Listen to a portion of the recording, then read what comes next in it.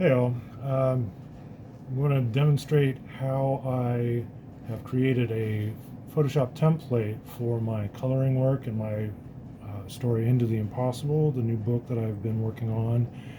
Um, I'm not a super great colorist, and it's the digital aspect of coloring is something that's pretty new, something I've only really been working on for about the last 3 years, like seriously.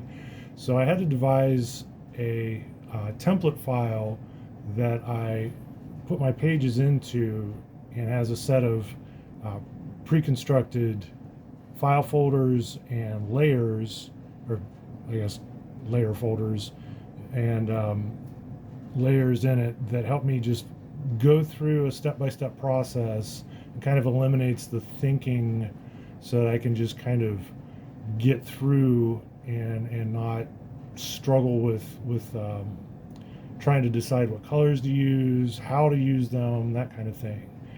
Um, so the very basic overview, what we have here is a RGB mode image file, uh, PSD file specifically, set to RGB with the image size at 300 pixels per inch, set to 11 inches wide by 17 inches long, and that's standard comic book size.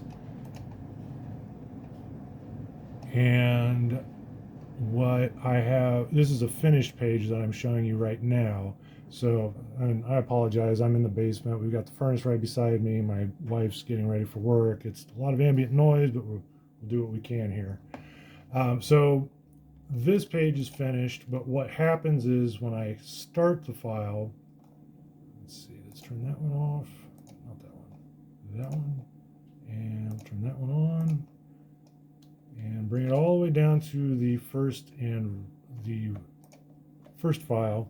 This is what my raw page looks like after I scan it. I just use the normal Strathmore 200 pre-printed line uh, ink pages, and my template's set up to go ahead and pre-position that relative to what my now former printer would use as a set of registration marks. So that's what these are here at the top, very top of the whole thing, is a zone that's the crop, and then a zone that is the trim. The yellow is my former printer's trim area, and then the red is anything that's going to be completely trimmed off. So then once I slide the raw file in here, I go ahead and I have a set of two, let's see, that one, and then this one is the black and white. So these two, I have a white filter, a white layer, and a black color layer, and those have colored in black uh, layer masks. So I can use those to color out anything or filter, edit out anything that needs to be cleaned off the page. Above that, I have the black and white filter, which that I use to eliminate any color work, and that can be adjusted based on these sliders. If I have any red or blue or anything that's showing up, because sometimes I'll use red for notes on the page, or in this case we had the original, I used some magenta ink that I watered down for this effect. I'll come back to that in a little bit. And that black and white layer eliminates that or edits it out. Above that, I have a levels layer that's sort of my bulk layer that just gets everything pushed as close to black and white as it can go. And then above that one, I have a second levels layer that's specifically to edit out any of the grays that are showing up. I use a black filter or layer mask on that, and then we'll color that back in to eliminate anything very specifically that needs to be cleaned up. And then I have a third one that is the same deal as the second one that just pushes. Sometimes, like, I'll have pencil marks or whatnot that'll show up, or the whiteout that I use. I tend to white out before I erase, so that turns gray. So I need a little extra effort to get some of those things cleaned up and make it just black and white. So that's what these two are. Above that, I have a couple of Zipatone layers that I use. One's at 20% and the other one's at 10% black. You'll notice that that's what it looks like when it's turned on. So I also have those on layer masks. Almost all of my layers have layer masks, and then I'll use that to edit in and out whatever I need.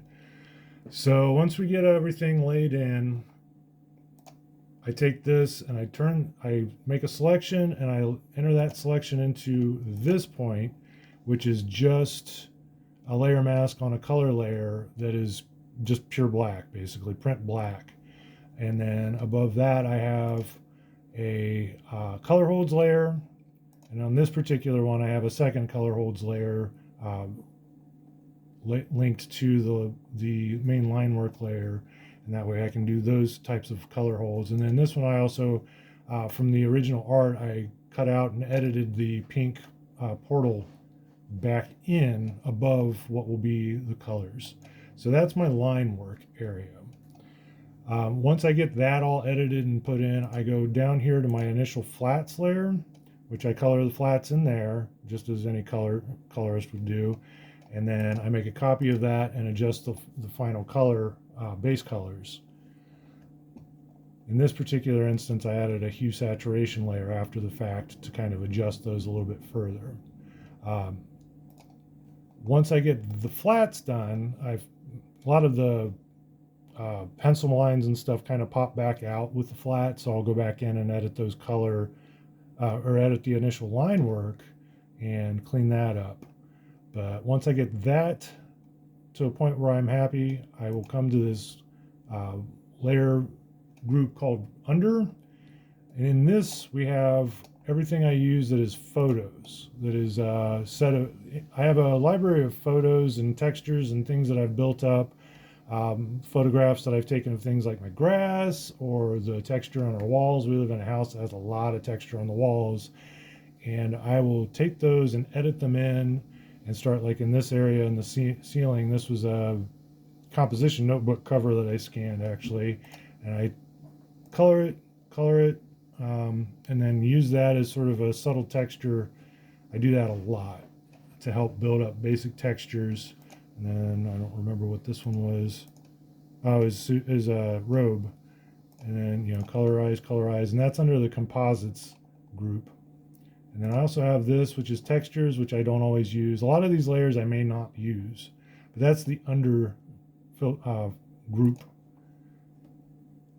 Above that, I have what I call the colors, which is the actual place that I color. And then here's the first thing that I do, which is a shade of purple set.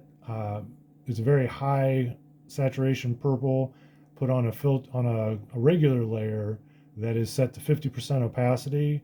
The reason I do that is, it's filled to 50% opacity.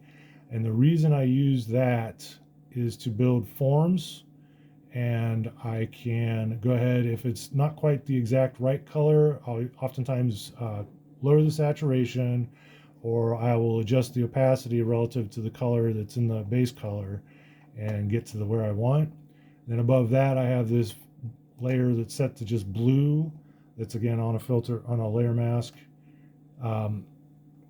That is oftentimes used to kind of mute this purple layer and build a little bit more form without it just glowing, because it can be that high saturation layer of purple can be pretty jarring sometimes.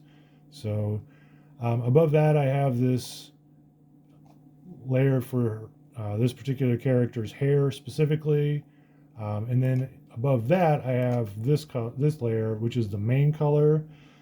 That's just a layer that I do any sort of basic color changes. Any new colors that aren't in these other layers that I have preset, I'll put on this layer. Above that, I have what I call cast shadow, which is a multiply layer set to, in this case, 70% of this very gray blue. It's a dark gray blue, and it is used for cast shadows, anything that I need to work in the lighting. You can see here how this figure has a lot of cast shadows underneath. A lot of times with that one, what I'll do is use a fairly opaque brush and then work it back with a very soft edge brush. I'll use an opaque hard edge brush and then work it back with a soft edge brush. Above that, I have my blue cast light. I don't know if I used a whole lot of that on the, yeah, you can see a little bit here. Usually that's for like bounce light, that type of thing. Sometimes I'll use it as a highlight. And above that, I also have an orange cast light. Both of those highlight layers are set, they're supposed to be set to screen, which is annoying because they keep flipping back to normal for some reason. Anyway, so those are both set to screen and set to 60% opacity. And the purpose of that is just to take whatever color's underneath and kind of bring it up, give it a little lighter, whatever highlights you need. And then above that, I have what's labeled screen, and that's sort of the same idea as the main colors layer, but for a screen layer where it's just an unused layer that I can color in anything I need. I don't think I used it. Most of the time I don't use that at all. This particular one, I had a photo filter layer that I added in for these. These layers these are all new layers that I added in for this page specifically. So they're like for various effects in this case. But that's typically the screen layer is the top layer in my colors group. Above that, we have the line work again, which I already showed you. And then above the line work, I have what I call over, which is, anything that's a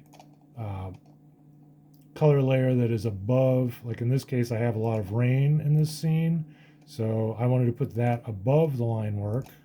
And these happen to be, these aren't part of the standard template file. I added those in later. The glows is part of it, and again, that's on a black filter layer or a layer mask. And these two are set to screen mode in this, and then I adjusted the opacity as needed. And then above that is my letters group, which when I do my lettering in Illustrator as typical, I import it in here, and you can see the little red brackets that I use from Illustrator file to help set that in the right positions.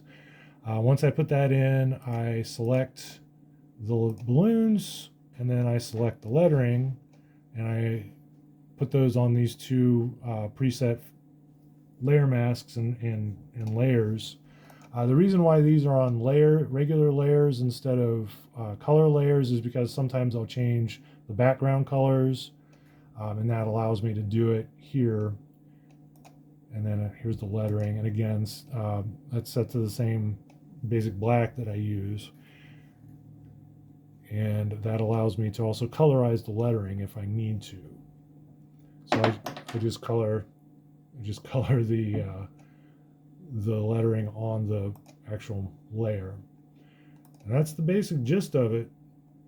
This whole system allows me to, with very minimal adding of anything, it's pretty unusual that I add too many layers to it. I can go in, I can edit in or out any color holes.